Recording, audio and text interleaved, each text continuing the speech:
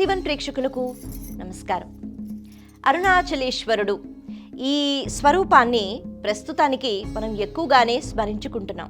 ఎందుకు అంటే మనందరికీ తెలిసిన విషయమే, అరుణాచల పుణ్యక్షేత్రంలో అక్కడ స్వామి వారికి సంబంధించి కృత్తికా నక్షత్ర దీపోత్సవం ఏదైతే ఉందో ఆ పెద్ద దీపాన్ని వెలిగిస్తారో ఆ ఉత్సవము అన్నది మొదలైపోయింది. ఎందుకు అంటే కేవలం పౌర్ణమి తిథి రోజు, అంటే ఎప్పుడైతే ఈ కృత్తికా నక్షత్రం ఉంటుందో ఆ రోజు అనే కాకుండా అక్కడి నుంచి ఒక 10 రోజుల ముందే వైభవం మొదలైపోతుంది. బ్రహ్మోత్సవాలు మొదలైపోతాయి. ప్రతిరోజు ప్రత్యేకమైన పూజలు, అర్చనలు, అలాగే వాహన సేవలు ఇవన్నీ కూడా జరుగుతూ ఉంటాయి, తెలిసిన విషయమే. అటువంటి ఈ అరుణాచలేశ్వరుని యొక్క కరుణ అనుగ్రహం పొందటానికి ఎంతోమంది భక్తులు అరుణాచల పుణ్యక్షేత్రానికి వెడుతూనే ఉంటారు. మరి అక్కడ కేవలం గర్భగుడిలోనే స్వామివారు ఉన్నారా అంటే కాదు.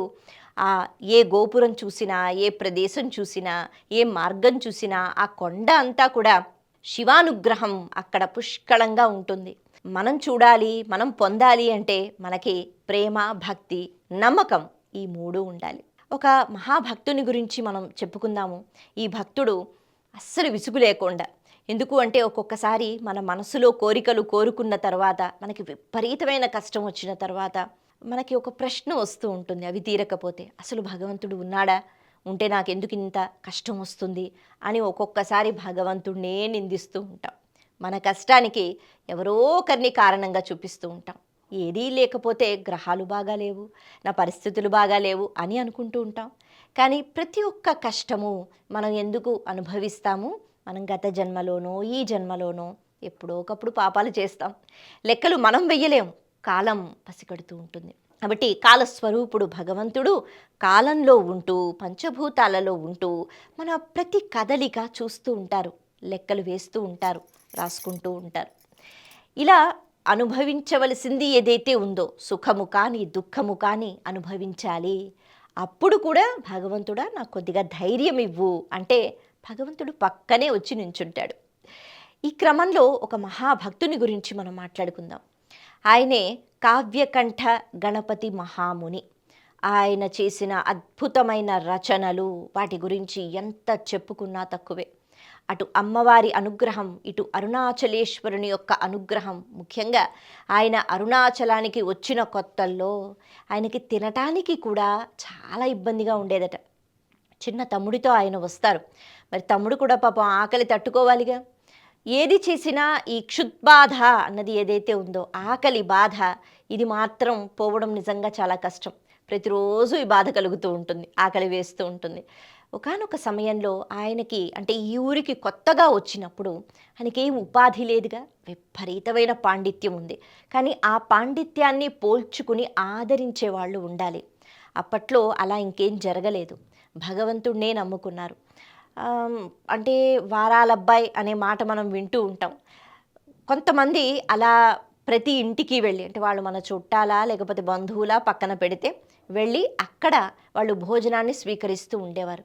అప్పట్లో అలా పెడుతూ ఉండేవారు. అసలు నువ్వెవరు, నీకు నేనెందుకు అన్నం పెట్టాలి అనే మాట ఉండేది కాదు. అంటే కొంతమంది బ్రహ్మచారులు అలా భిక్షాటన చేస్తూ, లేకపోతే ప్రతిరోజు ఒక్కొక్కరింట్లో ఇంత ఆ మాత్రం వాళ్ళు ఏది ఇస్తే అది పుచ్చుకుని తిని కడుపు నింపుకుంటూ ఉండేవారు. ఈ ప్రయత్నంలో ఒకానొక సమయంలో మళ్ళీ ఈశ్వరుడు ఒక పరీక్ష పెట్టాలనుకున్నారు. ఎందుకు అంటే కష్టపెట్టడానికి కాదు, కావ్యకంఠ గణపతి మహాముని యొక్క ఆ పాండిత్యం లేకపోతే భక్తి అందరికీ తెలియచెయ్యాలి అనుకున్నారు సాక్షాత్తు అరుణాచలేశ్వరుడు. కాబట్టి ఆయన అలాంటి పరిస్థితి ఏర్పాటు చేశారు. ఏ పరిస్థితి అంటే ఆయన ఎక్కడికి వెళ్ళినా ఎవరూ అన్నం పెట్టట్లేదట. ఇలా కొన్ని రోజులు అయిపోయింది. మరి ఆకలితో ఎన్ని రోజులని ఉండగలం? బాగా ఆకలి వేసింది.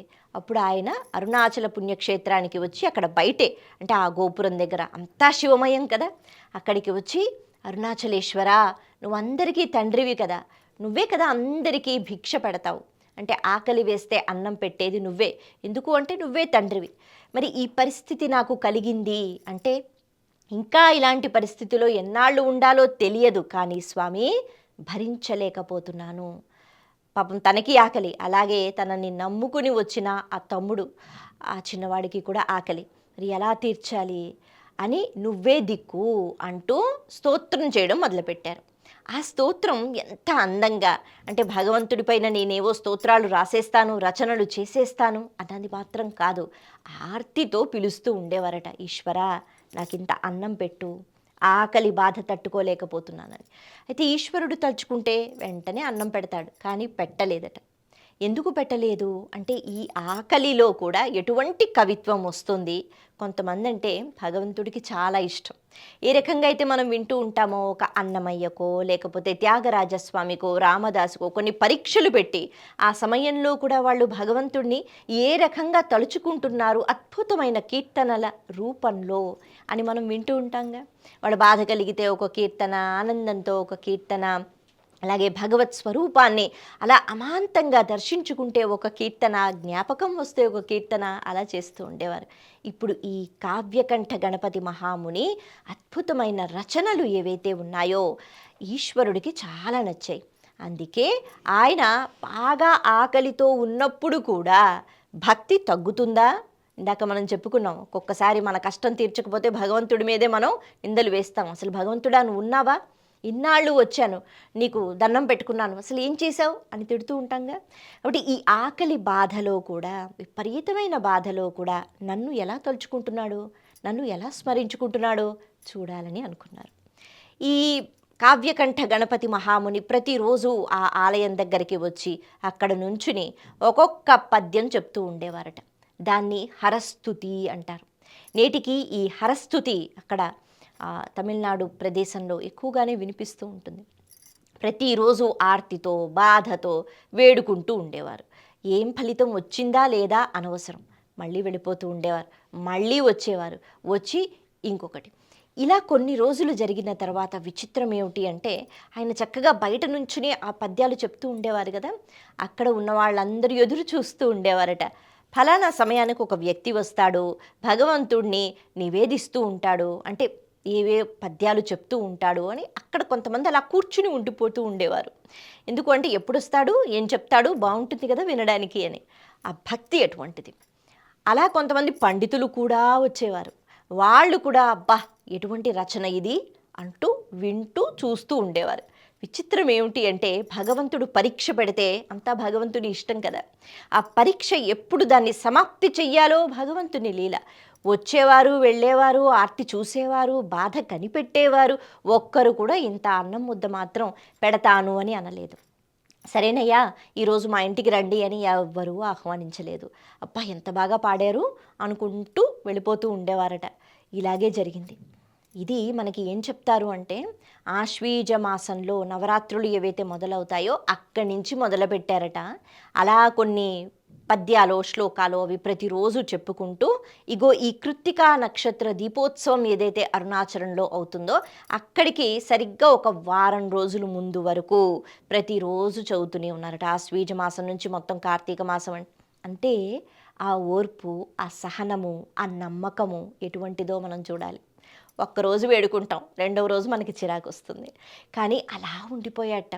అలా స్తోత్రం చేస్తున్నాడు. దాన్నే హరస్తుతి అంటారు.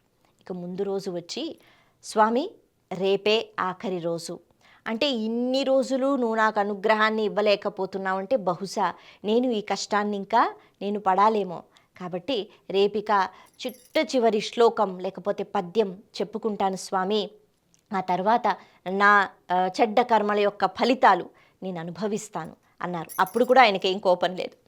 ఆ చిట్ట చివరి రోజున మనకి చెప్తారు, రమణ మహర్షి కూడా వచ్చారట. ఆయన వరకు వెళ్ళింది. అంటే అక్కడ చుట్టుపక్కల ప్రదేశాల్లో ఉన్న వాళ్ళందరూ కూడా వచ్చి ప్రతిరోజు వింటూ ఉండేవారట, ఏం జరుగుతుంది ఏం జరుగుతుందని కుతూహలంతో. ఆ రోజు రమణ మహర్షి కూడా వచ్చి దూరం నుంచి ఎక్కడో కూర్చుని విన్నారట ఆ హరస్తుతి. చివరి పద్యం చెప్పిన తరువాత ఇక అంకితం, స్వామి ఈ స్తోత్రాలు ఏవైతే ఉన్నాయో నీకు అంకితం అని చెప్పుకుంటూ, నేటితో ఈ హరస్తుతిని నేను ముగిస్తున్నాను. ఇక నువ్వు ఏది ఇస్తే అదే మహాప్రసాదం. ఆకలితో ఉండమంటే ఉంటాను, ఇలా ఆకలితో ఉండి నేను వెళ్ళిపోతే అది కూడా నీ ప్రసాదమే అనుకున్నట్టు. ఆ సమయంలో స్వామి ఇక మురిసిపోయారు. అంతవరకు చేసిన స్తోత్రం ఆయనకు వినాలనిపించింది కాబట్టి విన్నారు. ఇప్పుడు అక్కడితో అయిపోయింది.